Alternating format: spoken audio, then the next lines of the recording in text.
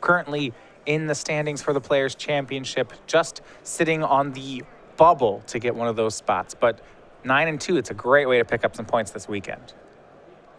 Won the Atlanta Open in the last month. That really was what propelled him into the Players' Championship race, looking for a repeat visit after last year's top 8 finish. Yeah, Ross has not done a whole lot of work on the IQ circuit. He's certainly done some, but the Open Series resume at this point really built up. All right, for Tom, it's a turn 1 Warden of the first tree and a turn 2 Snapping Gnarlid. This is a very aggressive start for him as we pass the turn to Wade, see if he can keep pace with creatures here. Ross told me yesterday that the Snapping Gnarlid has not been very good for him, but his hand looks quite land heavy, so this could be one of those draws. Yeah, and especially what I like about it, and saw this yesterday, he does have a copy of Wingmate Rock in his hand. That card has been just excellent in these creature mirrors. In the white creature matchups, it seems like the best thing going. Well, Snapping Gnarlid may not have been that good yesterday, but it was good enough to take care of a Silk Wrap from Wade. That was his turn 2 play, and he respected the 2-2 enough that he left a Warden of the first tree on the board just to take care of it. So now we go back to Tom. Does he have a follow-up play, or is Warden becoming a 3-3? That's what it's going to look like here. Looks like Ross has picked up a Den Protector this turn, so debating between playing a Morph or pumping Warden the first tree. Nothing good to get out of the graveyard just yet. Only Windswept Heath, and his hand's quite land heavy. But there is something to be said for mana efficiency. Yeah, his hand is 3 more lands, Den Protector and Wingmate Rock. Land heavy, he does need 5 lands to get up to the bird. You see here, he's going to go, it looks like, go ahead and fetch straight away for a Canopy Vista.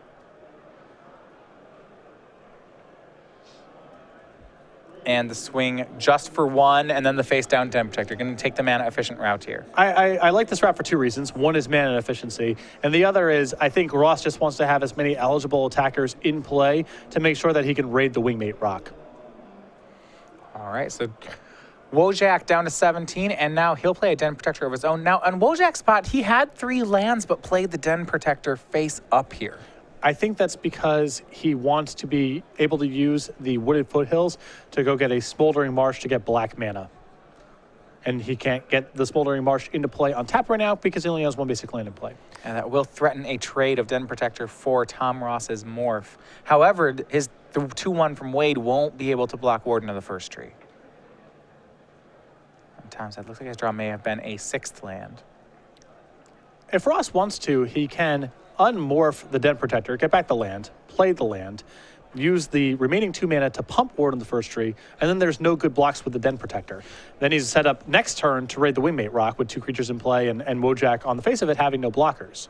Yeah, it looks like the line he may just take here. You see, flipping up Den Protector, that'll get back the fetch land. He'll go ahead and get another Canopy Vista. Maybe we'll see that pump combat here. We'll go for the attack, see if Wade wants to block, and then the pump happens. 6 damage in, Wojak down to 11. And this is where Ross got paid off for being mana efficient on the previous turn, even though the dividends weren't totally clear. He ended up using 3 mana that turn and 4 mana this turn. He wouldn't have had the option of doing it in reverse had he pumped the Warden on the previous turn rather than play the Den Protector face down. And there's exactly what you talked about. Smoldering Marsh is the get for Wojak. Does have to come into play tapped. So we go back to Wade. He's at 10, having fetched there. It's a low life total. Now, of course, his deck does play cards like Siege Rhino that can undo the damage. And this would be a great spot. It would force Ross, if he wanted to raid the Wingmate Rock, to run one of his creatures into the Siege Rhino. Really, any of the big plays right now are powerful for Wojak. Even Anafenza on defense raises the cost. Now, Wingmate Rock is so good that if Tom gets to raid it, it still might be too much for Wojak to overcome. But any of Wojak's large bodies right now does some real work defending himself. All right, well, Den Protector will attack on Wojak's side. Tom down to 15. We'll see what the follow-up is here. I don't know that he has the Rhino. I know he has at least a copy of Gideon, ally of Zendikar, in hand. Looks like the follow-up will be Anafenza, and he'll have an uncracked fetch land, as he'll pass back the turn to Tom Ross. And I think Wojak needs to play Anafenza this turn instead of Gideon, because Gideon just doesn't block very effectively. Can't block the Den Protector, and Warden is a 3-3, so got to be Anafenza. All right, both creatures are going to crash in.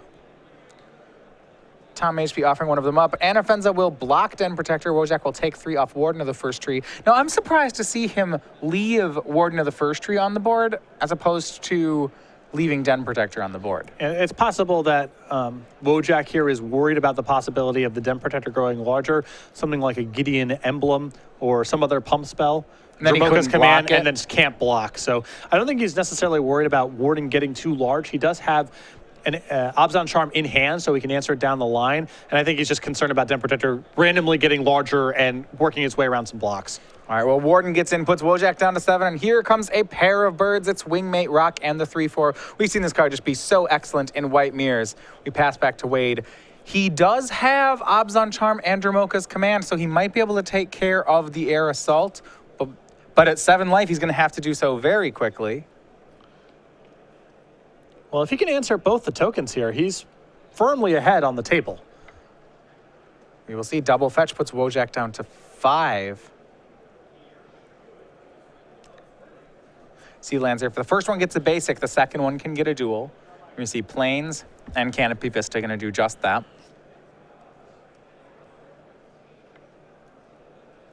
So everything untapped, and this looks like that pair of kill spells on Wojak's side. Here's Abzan Charm to take care of the Wingmate Rock proper, and Dromoka's command will have Anafenza fight down the bird. We'll see where the token goes, if it was Anafenza or Den Protector. Looks like it was Anafenza. So the creatures swing in, counter on Den Protector, and this is a swing for 8 from Wojak. That'll deal damage. Tom Ross is now on the ropes as well. Life total's very low each side. Well, now the Warden is a concern, though. Ross can gain some life this turn, although if he goes to 9, Wojak still has him covered on the way back. Yeah, right now he has 8 power, but an attack would put another counter on Den Protector, and that would be 9. So even if Warden has lifelink, it's still lethal. And Tom may not have options, though, because if Den Protector becomes a 4/3, that creature is very hard to block. Yep. Land 6 from Tom. Follow-up play is a Death Mist Raptor. Tom will pass. Wojak at 2. This one's close. Tom at 6. Ross here beat by, I believe, any removal spell gets the job done. Siege Rhino gets the job done. A lot of draws for a kill. Yeah, Wojak does have a Gideon in hand now as well.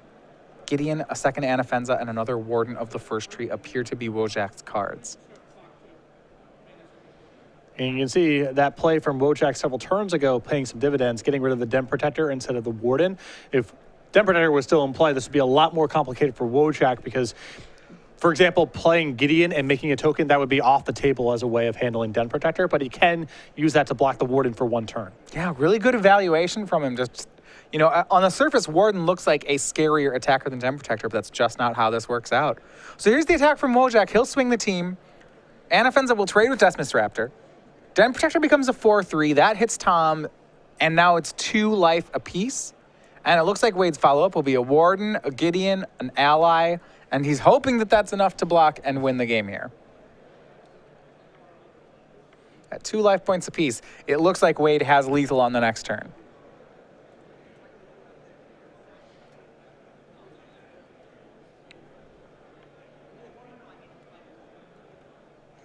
Yeah, I believe that Wojak can block out of this turn, and then Den Protector can't be blocked on the way back, and that should do it.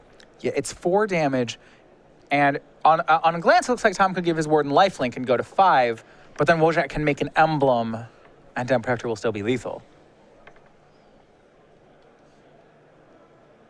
Tom's hand is 2 lands and a Warden. I think with the right plays here, Wade may have him.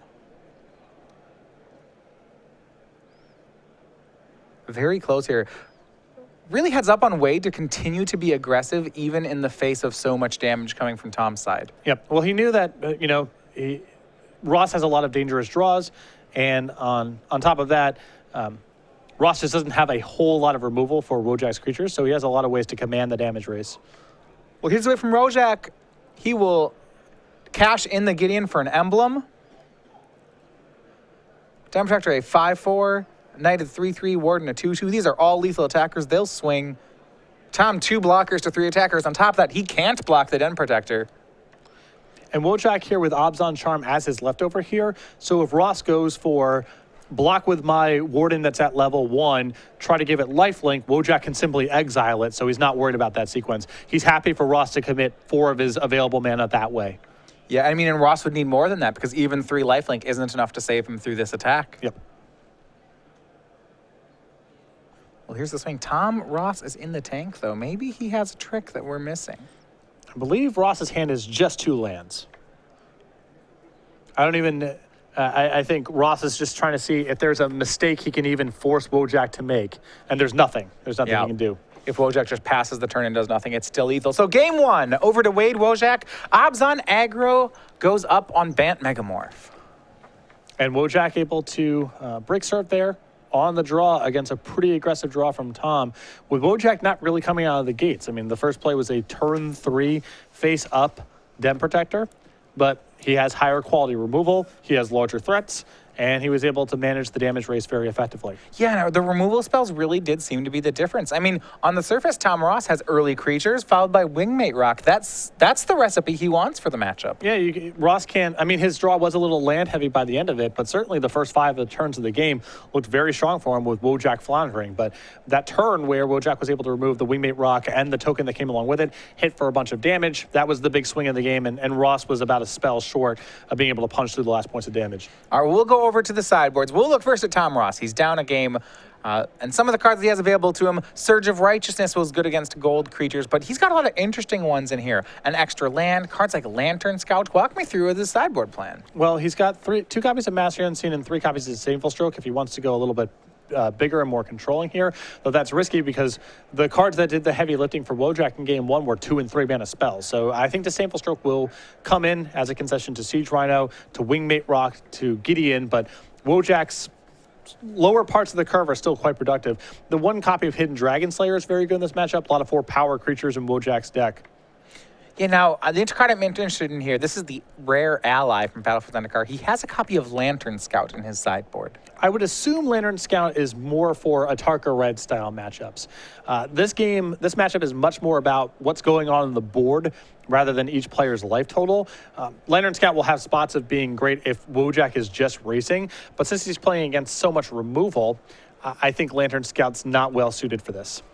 All right, well, on Wade's side, he gets to go to the sideboard as well, maybe try to get that game 2. It starts with 2 self-inflicted wounds. That one seems like a sure bet against Bant Megamorph, but what else can he go to? Well, he's got 1 copy of Sorin, an additional copy of Wingmate Rock, a Silk Wrap, a Tassiker, an Ultimate Price, a Ruinous Path, all of which seem well set up here. Just more good threats, more good removal spells.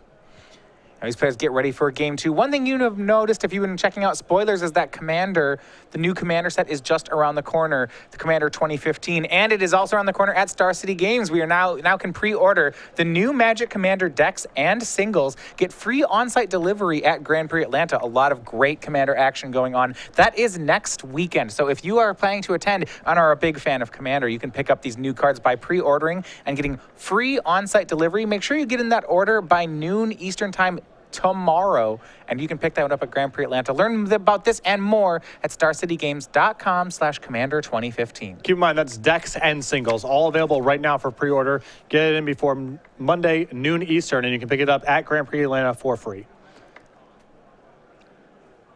Go back to game 2. Tom Ross will be on the play again here. And last time he did have a great start with Gnarlid and Warden of the First Tree, but that Abzan's creatures are a little bigger did seem to carry the day.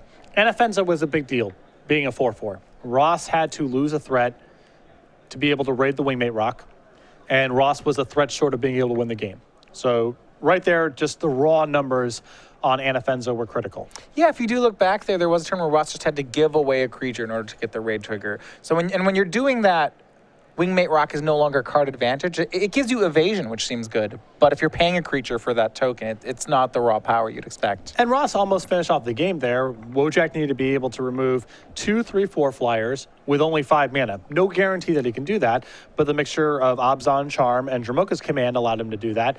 he got to untap and swing for a huge amount of damage, and that swing really allowed Wojcak to carry the game.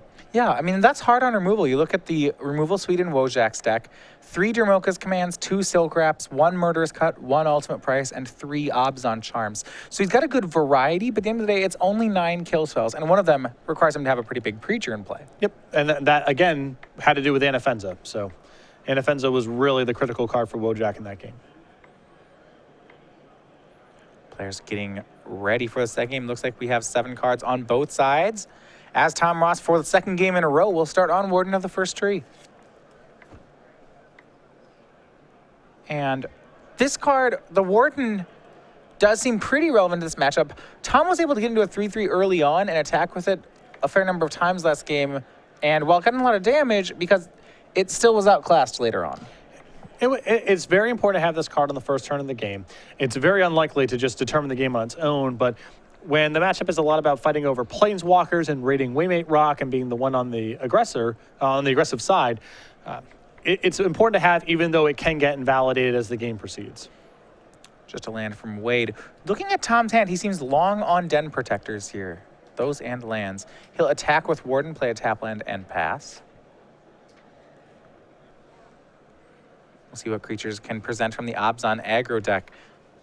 Obzon aggro, the most popular deck to make day 2 this weekend. No surprise, the deck's very good. We'll check out the entire metagame breakdown after the round. But not surprised to see a Siege Rhino be at the top tables yet again. Yep. I mean, it was actually the most popular deck, surprisingly enough. The camera told a different story yesterday. Saw a lot of Esper tokens, a lot of Jeskai Black, but when it's all said and done, Obzon aggro the most popular deck.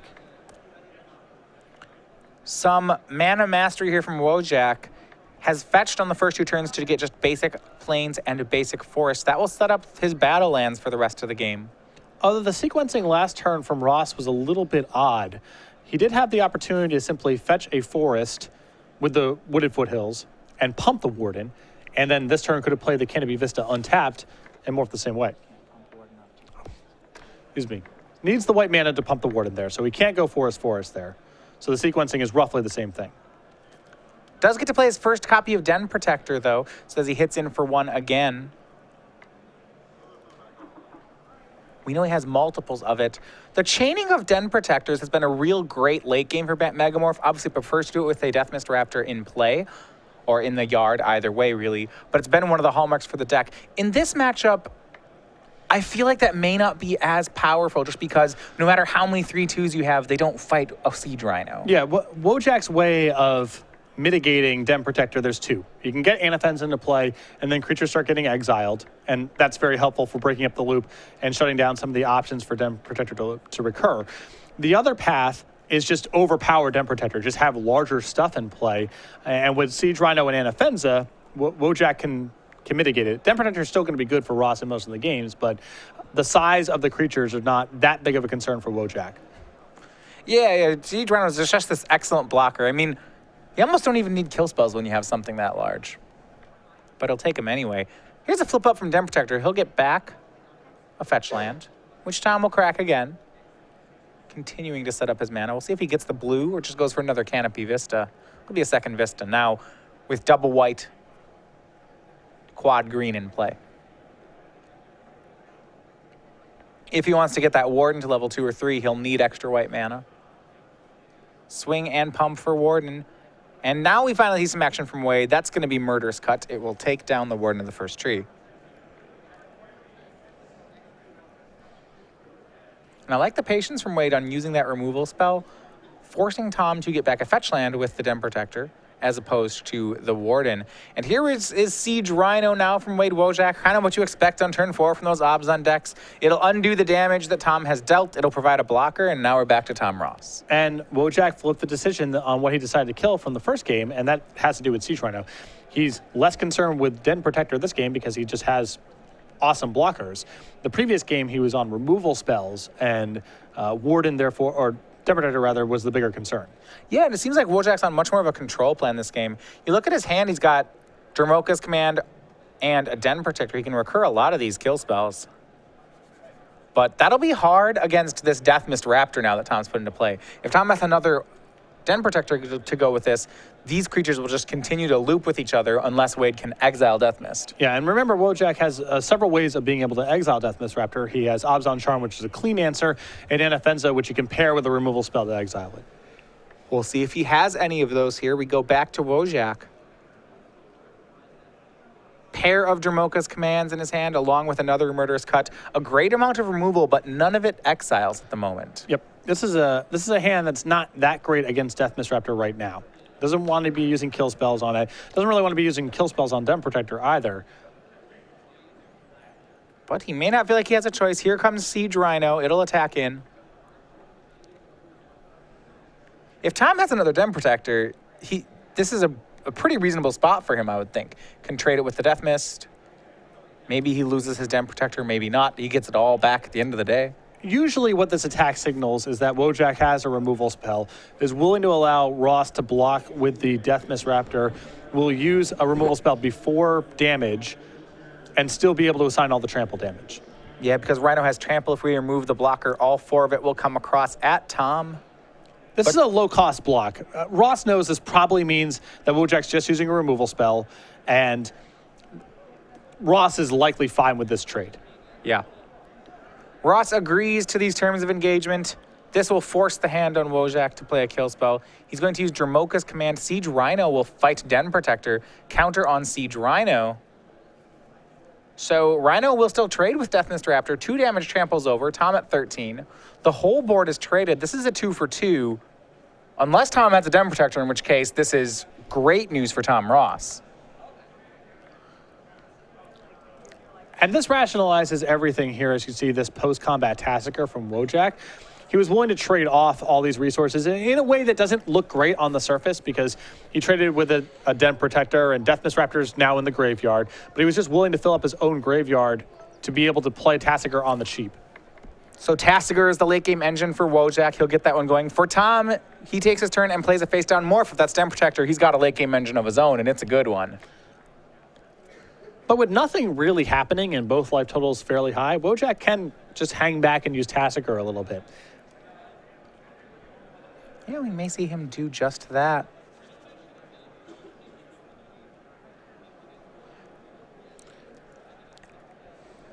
So we look at Wojak's turn. He has a Dromoka's command.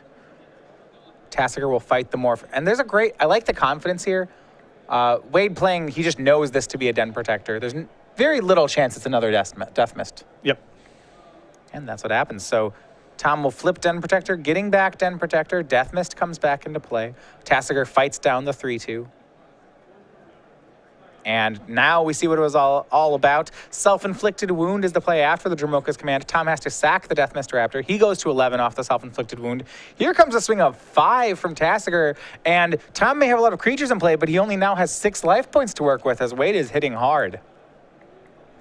It's a little, I mean, this play is very aggressive from Wojak. The problem here is that Ross puts him back in the same spot next turn by playing Den Protector, passing, and having the ability to get Death Mist Raptor back. That's what Tom will do. He'll play that Den Protector that he got back last turn. He has picked up extra cards in the meantime. 4 cards in hand. He has 2 Silk Wraps, a Dromoka's Command, and a Gideon Ally of Zendikar. Great cards, but I'm still not certain any of them are better than just continuing to use these Den Protectors. No. You know, he just wants to get the board gummed up a little bit at 6 life. He's got plenty of things to do in his hand. It's just his short-term life total is a concern here, and especially with Wojak having Siege Rhinos in the deck, he has to play a little bit of defense. Wojak's remaining hand, land number 7 and Den Protector. Trying to figure out if he can get past these creatures for just 6 more damage. He does have a self-inflicted wound on Dromoka's command in the yard. Could buy back either.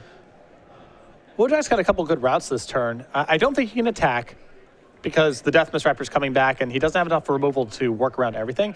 He can play land number 7, play the Den Protector face down, and have the mana left over to use Tasigur, and then can untap with a lot of mana in play, Den Protector, some good options in the graveyard, and see if he can punch through the last couple points.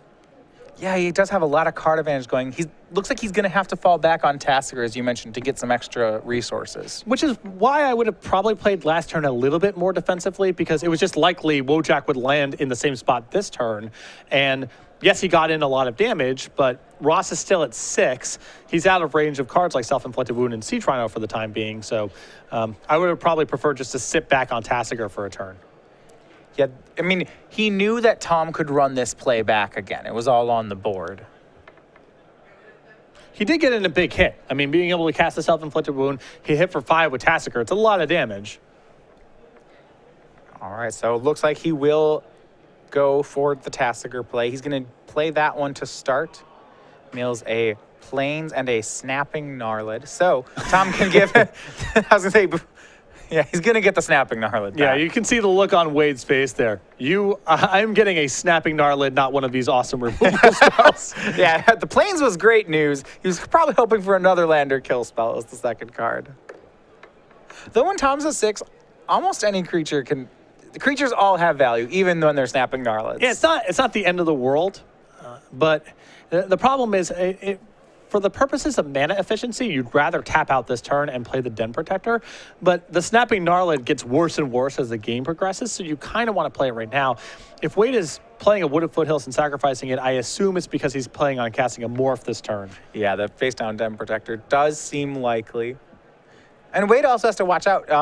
If he's going to keep going for Tasigur, if he plays a Snapping Gnarlid and starts trading it, then he runs the risk that Tom just keeps giving him that Snapping Gnarlid. Yeah, the thing is, Wade can kind of just hang back. Again, Ross is not doing a whole lot here. He can play his Den Protector face down. He can hang back and just generate card advantage with Tasigur and Den Protector. He'll have an opportunity to, as you see here, Wojcak made this attack. He'll have an opportunity to cast the Gnarlid and make an Alpha Strike at some point, but he doesn't want to trade it off. Well, here comes the attack from Tasigur. Tom has to block, but that one's easy. Den Protector gets back Den Protector, Death Mist into play.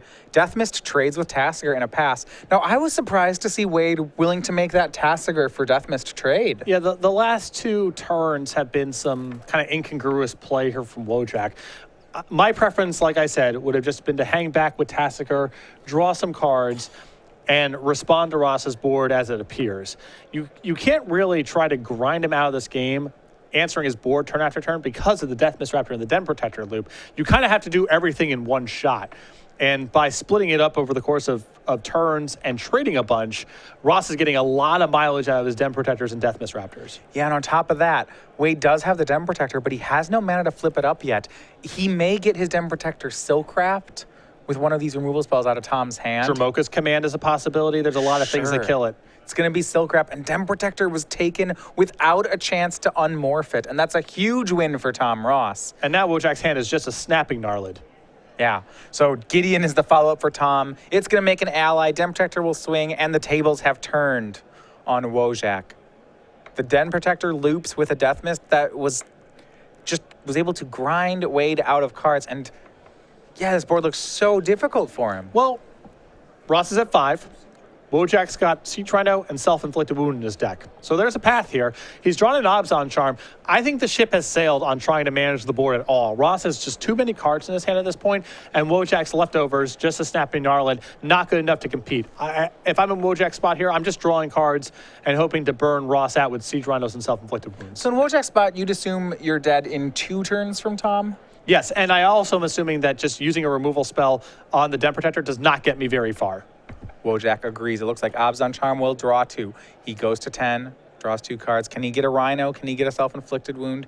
Looks like it was Land and Dromoka's Command. Great cards, but not what he's looking for at the moment. And now he has Land, Gnarlid, and Dromoka's Command. He can get his Den Protector back, but it would be face up. That's not going to be any help.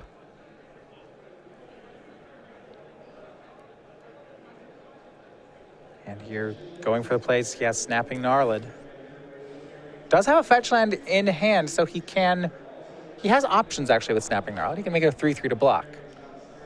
You can make it 3/3 to block, and with Dromoka's Command, it's a 4/4. That allows it to answer both the Den Protector and the token that's in play. So that's some breathing space, but again, not a long-term solution.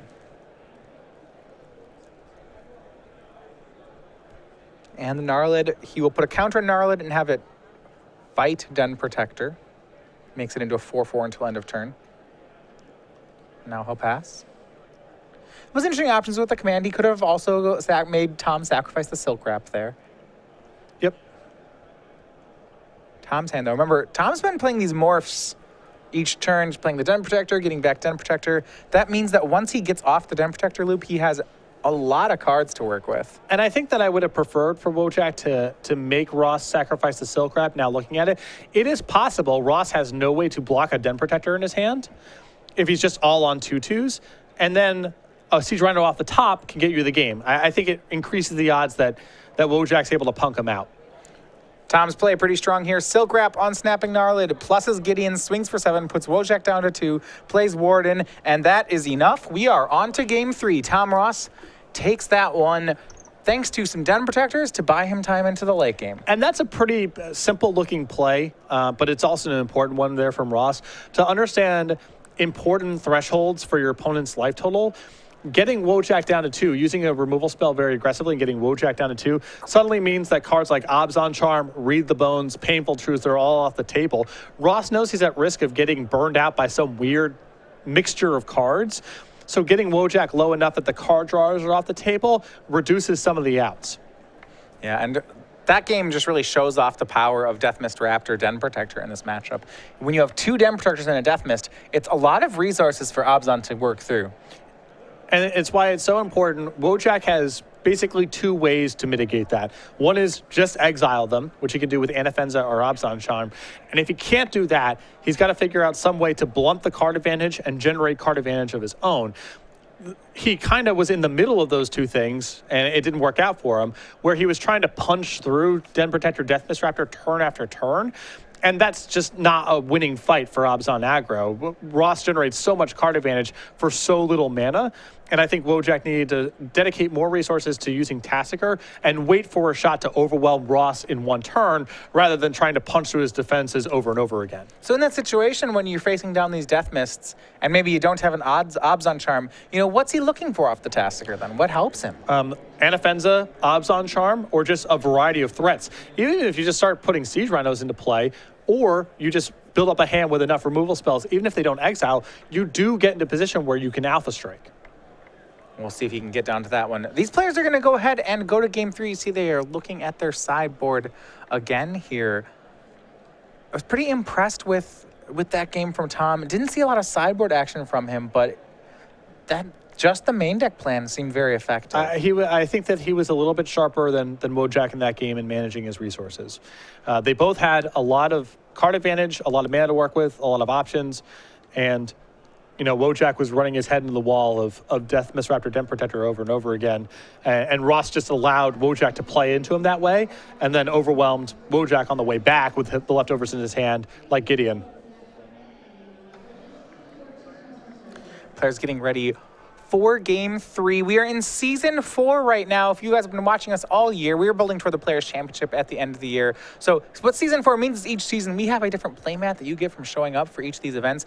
For this season, it's the Hoppin' Rabbit Master playmat. That's the parody series. For Goblin Rabbit Master, you see this horde of bunnies coming at you with carrots. It's great artwork here, and if you want your chance to get it, those events are running out. We have 3 more opens. This is a free limited edition playmat. Then all you have to do to get it is to sign up at any one of our open series from now until December 5th. So make sure to make it out to one of our remaining events, whether it's Kansas City or Denver. Coming up, we will be giving those at each of those events. New Jersey, also at the end of the month, the Legacy Open. And remember, it is free when you sign up for any of our 2-day $20,000 Open Series events. It comes when you sign up. We don't mail it to you after the fact. It's not limited to the first X people who register. It is free. It is unlimited all the way to the Open December 5th in Denver. So if you want to get your hands on this playmat, you are running out of time. 3 Open Series events remaining to get the Hoppin' Rabbit Master mat.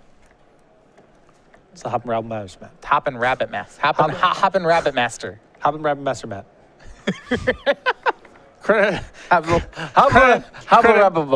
Credit to Michael Majors. I ran into him in between rounds, and somehow the playmat came up in conversation, and he goes, "Oh, you mean the Hoppin' Rabbit Master mat?" Like, yeah, except he was able to say it without stumbling over his words. Tom Ross 2-0 on the day so far with Bant Megamorph.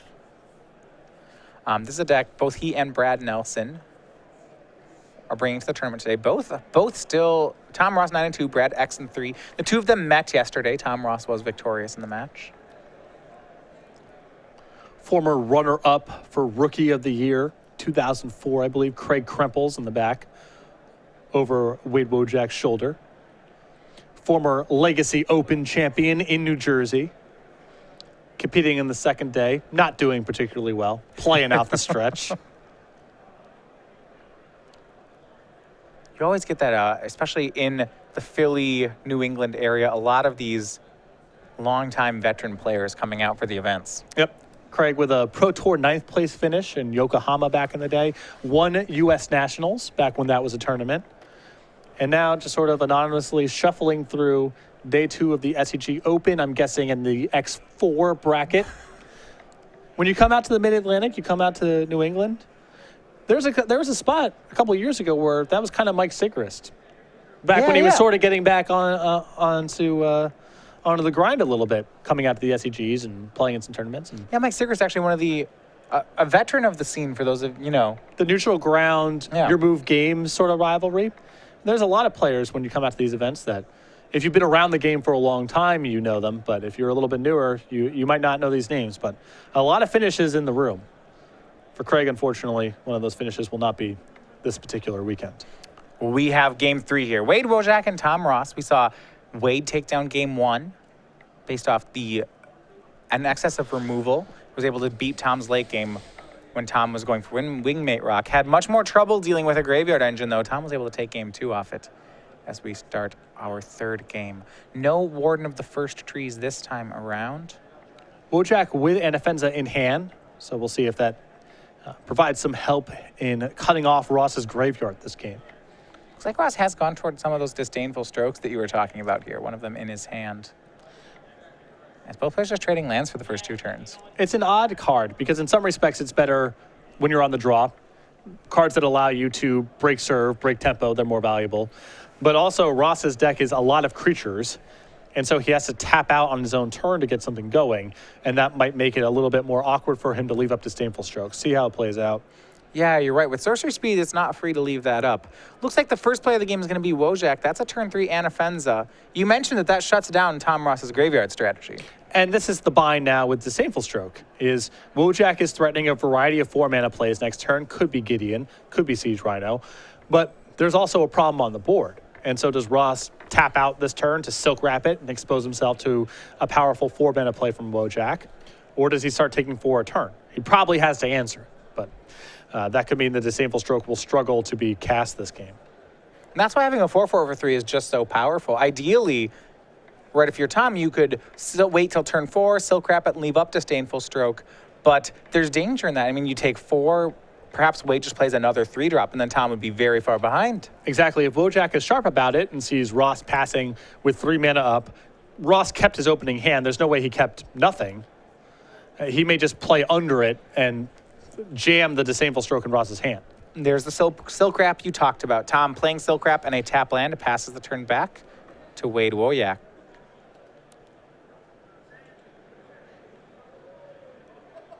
Wade, some late game cards here. Tassiger in hand. Alongside of Dramoka's Command, he can get his Anafenza back if it comes to that. A lot of good arguments here for Tassiger this turn. It's an opportunity where Ross's shields are down, so you don't have to worry about Disdainful Stroke. It's outside the range of Silk Wrap. And now Dramoka's Command can be very explosive, tagging Ross's creature, and as you mentioned, unlocking the Anafenza that's under the Silk Wrap. That was the bind you talked about. Tom tapped out on turn 3 for the Silk Wrap. It took down Disdainful Stroke, and Wojcak made the most of it. Tassiger the Golden Fang now in play. As we go back to Tom, he's going to have to counter with his own 4-mana play. Does have options, though. 2 Den Protectors, Gideon, both in hand. Looks like he also has a Silk Wrap, Disdainful Stroke. Gideon is a huge risk. If he taps out for Gideon, he's not quite conceding the game to Dramoka's Command, rather, but it's pretty close. Tassiger fights the token. Tom sacrifices the Silk Wrap. Tassiger attacks Gideon. It's all sorts of problems for Tom It's really Ross. rough. It's a huge risk.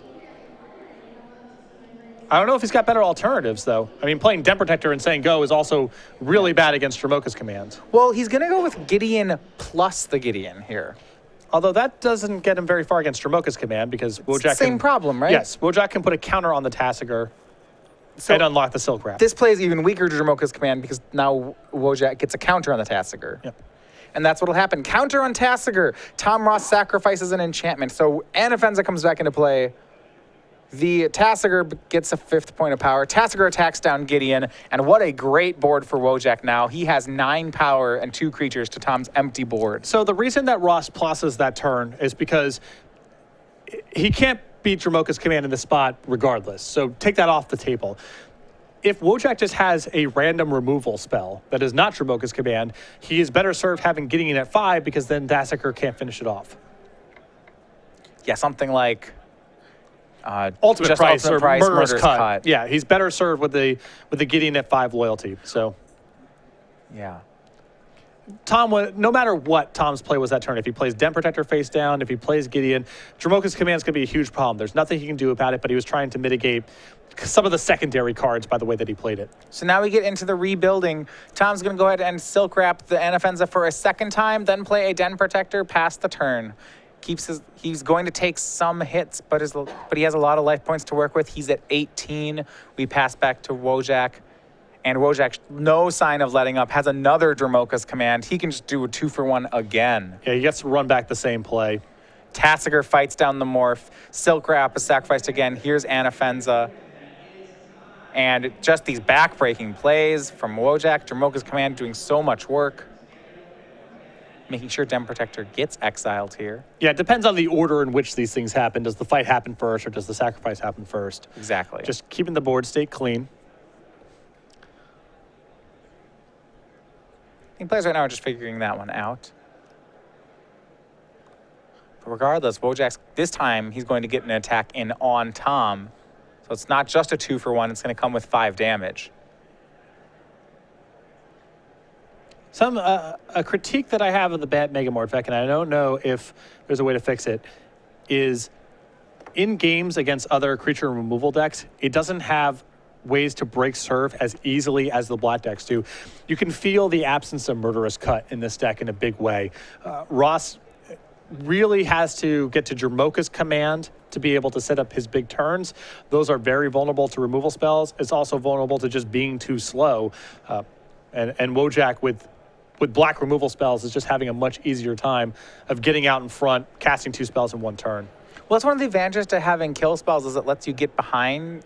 It lets you recover on them when you're behind on the board. And Wade, as you've seen with these Dromoka's commands and now other kill spells in his hand, is just much better at doing that. Even something as innocuous as Ultimate Price allows Wojcak to, when he's on the draw, kill a play some percentage of the time, or when he's on the play, get to spots where he's casting 2 spells in 1 turn. Ross doesn't have any analog to that in his deck. It's Silk Wrap, which he needs mana on his own turn. It's Dromoka's command that's predicated on having a creature. Here's another Den Protector for Tom Ross. It's going to be face down. He went to 13 last turn off a hit from Tasigur. We'll see if Wade wants to pull a trigger on the end step. He has a lot of great cards in hand. It looks like Abzan Charm and Murderous Cut. Plenty of great ways for Wade to play this. And looks like the end step play will be Murderous Cut on the Morph. Tom will get to get something back, but that would cost him all his mana, and he is running out of life points. He's at 13, but the hits are coming in hard. It's at least 10 next turn. So Tom's going to protect the blocker. He disdainful strokes the Murderous Cut. But now he no longer has mana to activate Den Protector. And again, this is a hit for 10.